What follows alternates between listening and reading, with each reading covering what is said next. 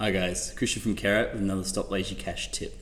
Today we're talking about 5 simple ways to pay off your debt faster, so let's get straight into it. So number 1, we're talking about ranking your debt. And what I mean by ranking your debt is paying your debt off either by the amount of interest you're paying on it and or the balance of that one. So for the ranking your debt, what you're trying to do is build momentum through paying off your debt. So if you go through and you pay it from the minimum amount on the interest, that's called stacking.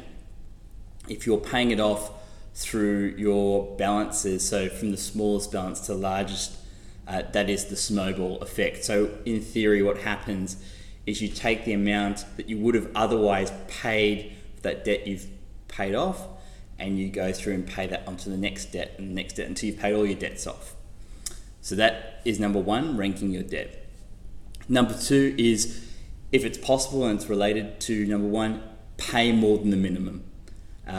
We see the suggested amount that we have to pay, but if you can pay more than the minimum, that's definitely going to help. And number 3 is to start a side hustle. So recently we did a video on 9 side hustle ideas for 2019. I highly recommend you have a look at that one there.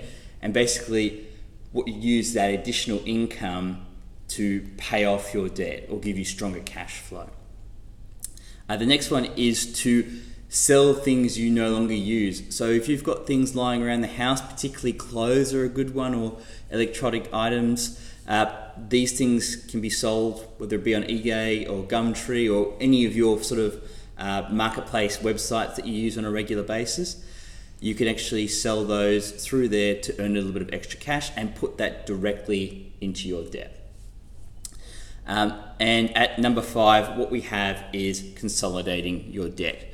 So one of the things you really want to look at is, can I get a better interest rate, or can I consolidate the amount down to make it one easier payment for me, so rather than pick a number of different debts. The other thing on consolidating your debt would be to consider, if you have a credit card, potentially a balance transfer, but be careful on those. They normally have a fixed or percentage or a combination of both in terms of fees, so that can be a little bit costly. So just make sure you factor those things into your calculations. Guys, I hope you've enjoyed this video. If you did, give us a like and give us a subscribe if you want to see more like this. Thanks.